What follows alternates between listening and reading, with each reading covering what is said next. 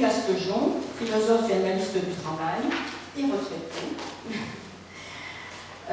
Promotrice de la démarche ergologique, basée sur le postulat « Nous sommes toutes et tous des êtres d'activité ».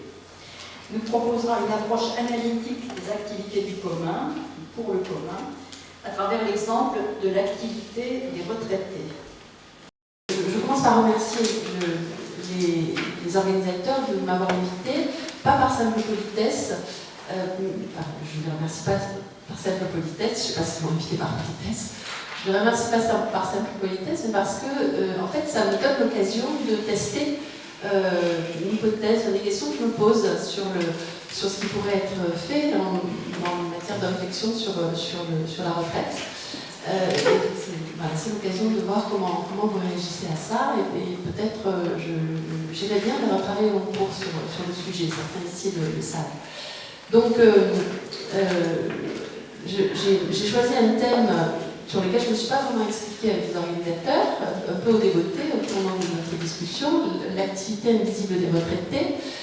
Et je l'ai choisi, je me suis mise en le choisissant, en proposant ce thème, enfin ce titre, sur un terrain glissant, parce que activité, pour la plupart des gens, et la plupart d'entre vous sans doute, ça ne renvoie pas à un concept précis. L'activité, c'est un terme qu'on utilise partout, tout le temps, au singulier, au pluriel. C'est un terme, je dirais comme Robert Musil, c'est un terme sans qualité. Ça ne veut pas dire quelque chose de précis. Il n'y a pas d'image mentale associée à cette notion d'activité. Or, pour moi, il y en a une très précise, donc, qui s'inscrit effectivement dans ce courant qui est l'approche ergologique. Alors, je suis obligée de faire un petit détour que je n'avais pas forcément prévu de faire, parce que j'entends parler d'un certain nombre de penseurs tout à fait importants. Yves Clot, psychologue du travail, on a vu Christophe Dejour, psychodynamisme du travail, dans un DVD. On a entendu parler de Pierre Gomez, enfin, on a entendu parler de beaucoup de gens de Bernard Stiegler, beaucoup de gens qui travaillent aujourd'hui sur le travail. Et curieusement, il y en a un qui est pas un précurseur, mais un des premiers, peut-être à mon sens, celui qui a ouvert le champ, qui est encore en vie, qui est un philosophe, qui s'appelle Yves Schwartz, et qui a pas Bertrand Schwartz, je disais tout à l'heure, pas Bertrand Schwartz, qui a travaillé sur la question de qualification, qui est connu aussi, mais Yves Schwartz, qui est un philosophe, et qui a cofondé cette démarche qu'on appelle aujourd'hui la démarche ergologique. Ergologie, tout simplement, c'est l'étude et la compréhension de l'activité humaine, c'est ça le champ. Yves Schwartz a soutenu en 1986, ça a été publié en 1988, une thèse sous le titre « Expérience et connaissance du travail », 86. Et dans cette thèse, qu'il n'a pas soutenue, il avait déjà travaillé un certain temps, Yves Schwartz, il n'était pas tout jeune. Dans cette thèse, la question qui est posée, c'est celle que Gilles a posée tout à l'heure. C'est pourquoi est-ce qu'il y a cette différence, pourquoi on parle d'un côté du monde du travail et de l'autre côté du monde de la culture. Enfin, c'est une des formulations. Cette idée qu'on parle de la culture sans essayer de comprendre. On n'avait jamais essayé de comprendre ce que c'est que le travail, concrètement. Non pas qu'il n'y ait jamais eu de pensée du travail. Il y a eu des auteurs, comme Hannah Arendt, en effet, Engels, il y a eu des auteurs qui ont dit des choses sur le travail. Mais on ne s'était quand même jamais attardé très précisément à essayer de comprendre de l'intérieur, en quelque sorte, qu'est-ce qui se passe quand l'être humain est au travail. Qu'est-ce qui se passe? Et ça, c'est ce que fait Yves Schwartz dans cette thèse. Qu'est-ce qui se passe et ce qu'il prône, ce qu'il essaie de développer, c'est que, en fait, pour accéder au travail, à la compréhension du travail, il faut une alliance entre ceux qui travaillent, concrètement, et ceux qui sont en capacité de proposer la conceptualisation du travail, de mettre des mots sur le travail, mais pas avec justement une séparation entre les deux. L'idée, c'est de créer une alliance qui soit une alliance qui fasse que les uns rejaillissent sur les autres.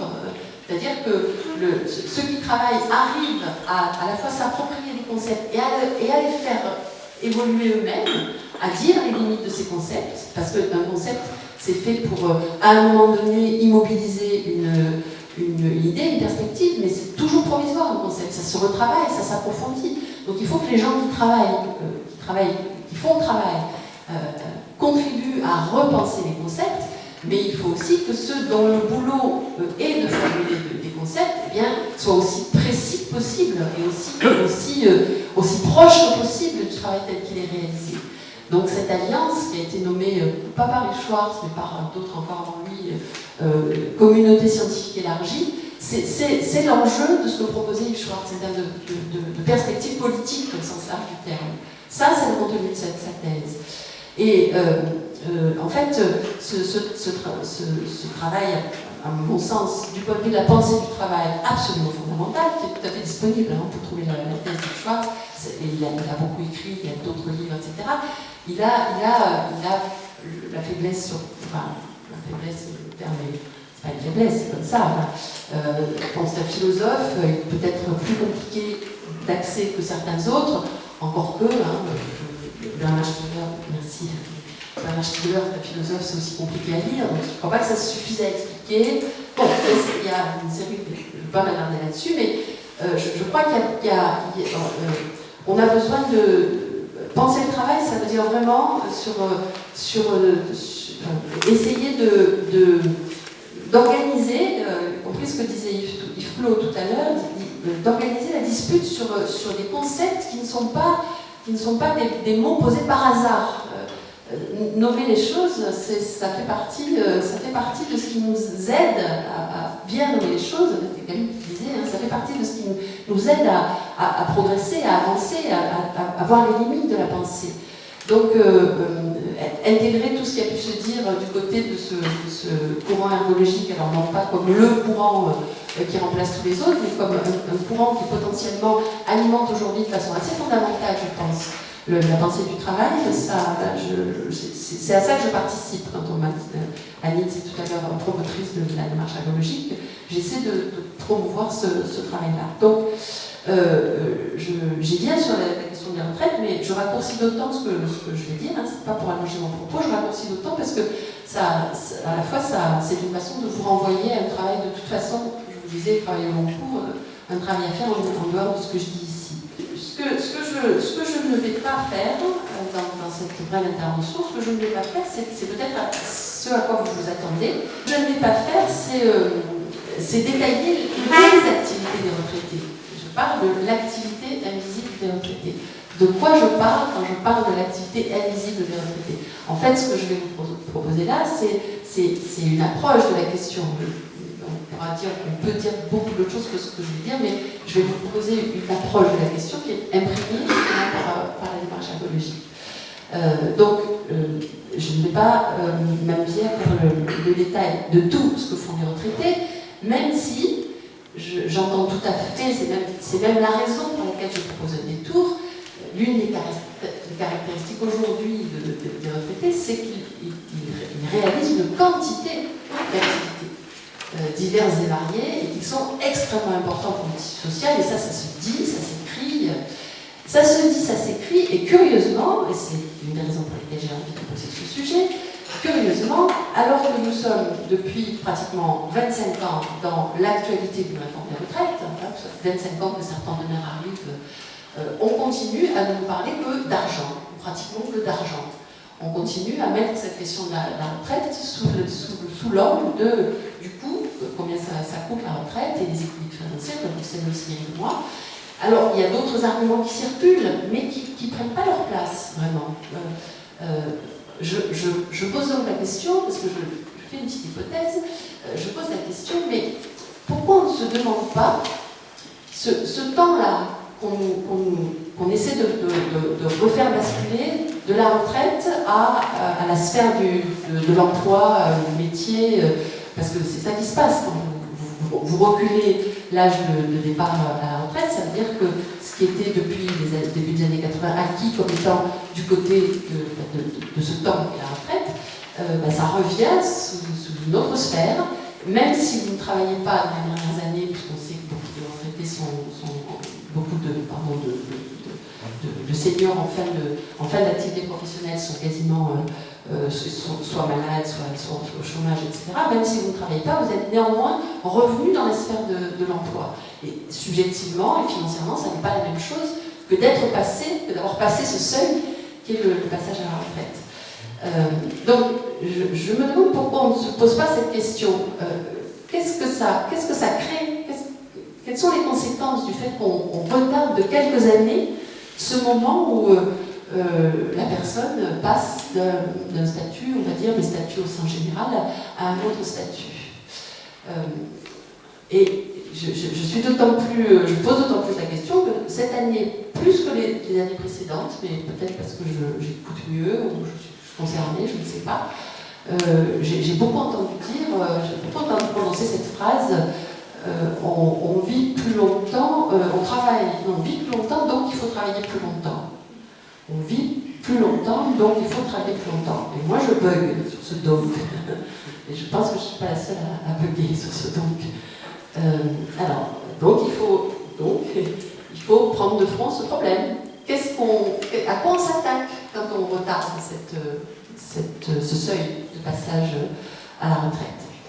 Alors, je vais éliminer une ou deux mauvaises hypothèses qu'on pourrait avoir.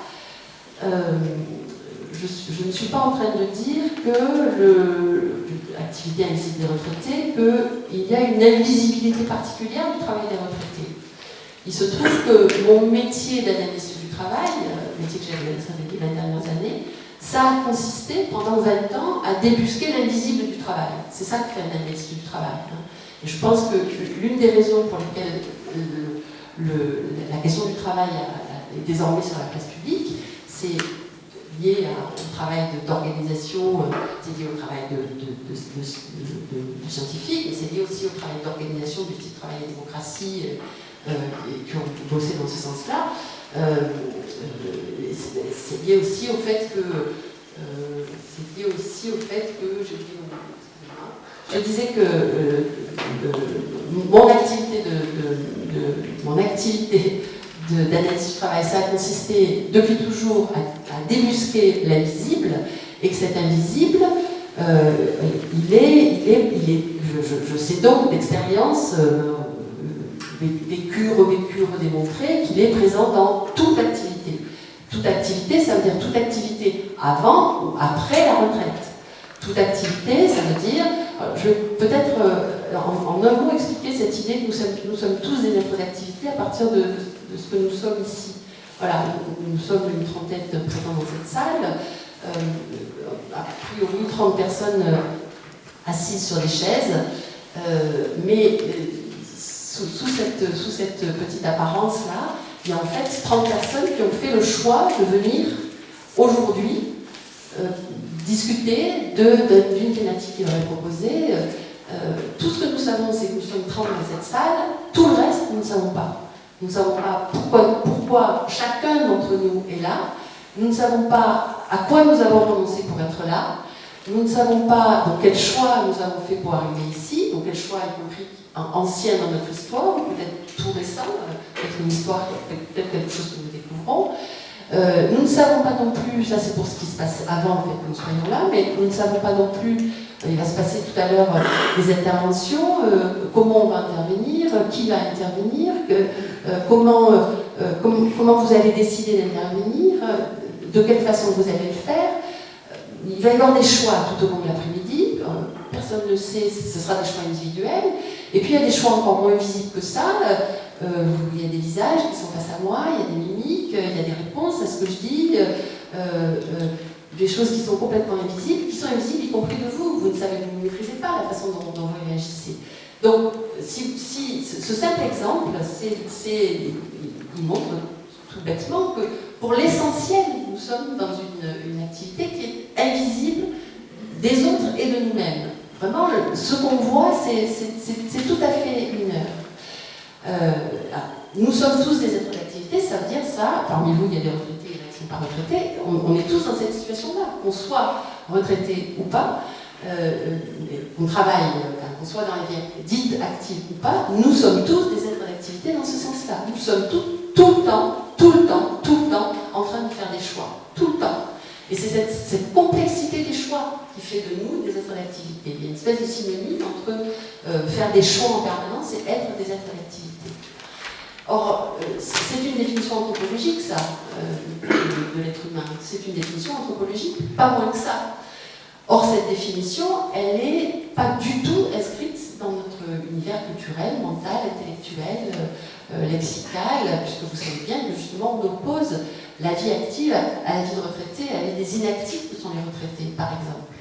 Or, quand on oppose la vie active à la vie inactive, supposément des retraités, bien qu'on sache confusément que c'est absurde, on sait bien que les retraités sont actifs. Quand on l'inscrit dans le vocabulaire, ça veut dire qu'on accepte que le vocabulaire économique, enfin que l'économie, pas le vocabulaire, que l'économie capture la vie tout court. Et on l'exprime par le langage. On accepte par le langage, et dans le langage, que l'économie capture la vitalité en nous. Donc il faut faire exsuder en quelque sorte cette idée, y compris en combattant dans le vocabulaire, cette idée que nous sommes tous des êtres d'activité. Pas plus invisible non plus pour des retraités que pour des non-retraités, parce qu'il ne faut pas confondre le fait qu'on ne voit pas avec le fait qu'on puisse ne pas voir. C'est-à-dire que les retraités font des tas de choses, c'est pas parce qu'on n'en parle pas, ou c'est pas parce qu'on les met de côté, qu'elles sont invisibles. Je parle encore d'autre chose que de ça. Ce dont je parle, c'est du fait que quand on le reprend par le biais de l'analyse et de la démarche ergologique, en fait, ce que nous disons en tant que, la façon dont nous regardons le travail en tant qu'ergologue, que porteur de cette démarche, c'est le fait que cette notion d'activité, cette idée que nous sommes toujours en train de faire des choix, elle nous confronte au fait que quand nous travaillons, tout ce qu'on nous demande de faire, ce qui est appelé le travail prescrit par les ergonomes par exemple, tout ce qu'on nous demande de faire passe par le biais de qui nous sommes, qui je suis. C'est-à-dire qu'il n'y a rien que nous ne fassions simplement parce qu'on nous demande de le faire. On a un prescrit, on a des choses qu'on nous demande de faire, mais tout passe par le fait que nous jugeons en permanence, parce que nous faisons des choix en permanence. Nous jugeons en permanence de pourquoi le faire, comment le faire, faut-il vraiment le faire. Ça ne se voit pas forcément, retraité ou pas retraité, encore une fois, ça ne se voit pas forcément. Mais en fait, tout le temps, nous faisons des choix invisibles donc des autres et de nous-mêmes. Et le vocabulaire que nous mettons là-dessus, c'est l'idée que nous faisons toujours peu ou prou usage de nous-mêmes, mais sur un curseur entre un usage de nous-mêmes qui est un usage de nous-mêmes par les autres, c'est-à-dire par rapport à ce qu'on nous demande de faire, et un usage de nous-mêmes qui est réellement un usage de nous-mêmes par nous-mêmes. C'est-à-dire un curseur entre usage de soi par soi, ce que d'autres appelleraient l'autonomie, etc., et un usage de soi par les autres. Nous sommes tout le temps sur ce curseur-là. Et on peut très bien s'abriter, retraité ou pas, situation, personne en situation d'emploi, pardon, ou retraité, on peut très bien s'abriter dans l'usage de soi par les autres, en considérant qu'en se mettant soi-même en position de ne pas juger ce qu'on nous demande. Et vous voyez, pour moi, la question de la souffrance au travail, elle pose ce problème-là. À un moment donné, c'est facile de dire je souffre au travail. Au-delà de je souffre au travail, qu'est-ce que je fais pour ne pas souffrir au travail? Je pense qu'on ne pose pas, à mon sens, suffisamment cette question-là. Qu'est-ce que je fais pour ne pas souffrir au travail? Il y a une espèce de chape qui est mise par cette généralisation de la souffrance qui nous empêche de voir le travail à partir de cette question de l'usage de soi. Comment je décide de faire ou pas usage de moi-même, dans quelle proportion, comment je les prends, etc. Donc, la question qui est posée par rapport à la retraite et à l'activité des retraités, c'est que lorsqu'on passe ce seuil, on quitte la sphère de l'emploi et du métier, on passe dans cette période extraordinaire où on peut radicalement faire usage de nous-mêmes. Radicalement. Ça ne veut pas dire qu'il n'y a pas de prescription. La société nous envoie plein de prescriptions. Néanmoins, bien sûr, par rapport à des personnes qui sont en situation d'emploi et donc de devoir répondre d'emploi, quel que soit le statut, de devoir répondre à des prescriptions qui leur sont données par d'autres, la personne qui est à la retraite, elle, a vraiment cette question subjective fondamentale devant elle. Est-ce que je m'autorise à, de façon importante, voire radicale, est-ce que je m'autorise à réévaluer à quoi je sers en quelque sorte? Qu'est-ce que je fais? Comment je le fais? Quelles questions je me pose? Vous voyez? Cette question-là, c'est une question subjectivement qui est extrêmement importante et je dirais subversive. Imaginez des retraités qui ont conscience du fait qu'au moment où ils passent à la retraite, et ça ne se fait pas du jour au lendemain, c'est sûr, au moment où ils passent à la retraite, ils ont le droit de se poser cette question-là. Imaginez que la société se dise que la retraite, c'est ça. Et à mon avis, c'est dans ça qu'on est dans du commun. On a l'habitude de voir cette question comme une question individuelle. On nous l'a fait affronter de façon individuelle. Et non seulement ça, mais vous savez bien qu'il y a aussi encore un autre type de chape, qui est une chape de culpabilisation des retraités. Vous vous plaignez, vous avez du tort.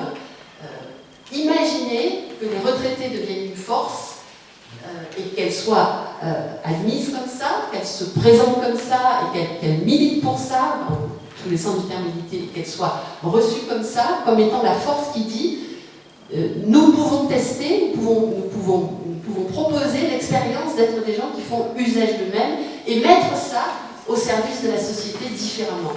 Réévaluer, qu'est-ce que ça veut dire transmettre, qu'est-ce que ça veut dire, créer quand on n'est plus sous injonction, enfin, être d'une certaine façon une force vraiment révolutionnaire.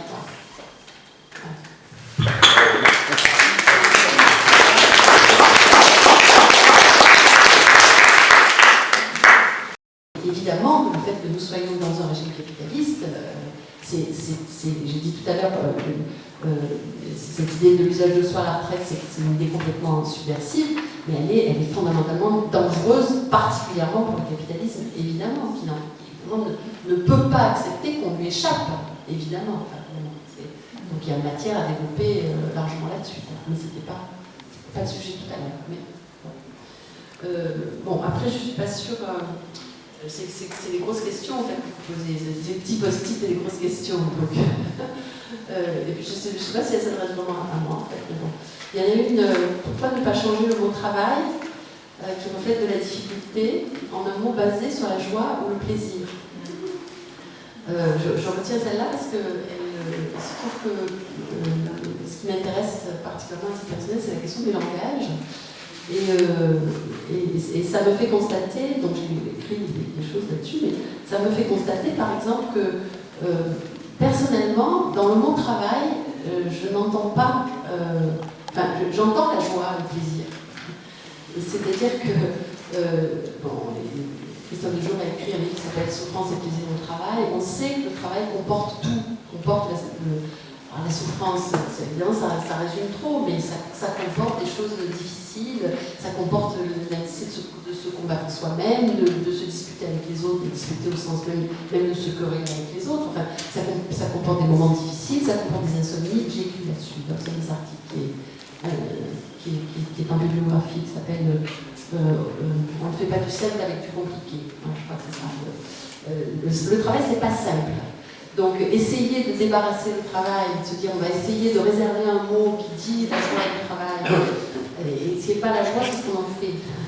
Donc, moi, en tant qu'analyste du travail, j'ai vu tellement de belles choses dans le travail, y compris chez des gens qui me parlaient de la souffrance, parce que c'est le mot que tout le monde met sur les difficultés. Souvent, j'ai vu tellement de belles choses que pour moi, le travail, ça résonne de façon positive. J'ai une image acoustique, comme dirait Saussure, qui est positive.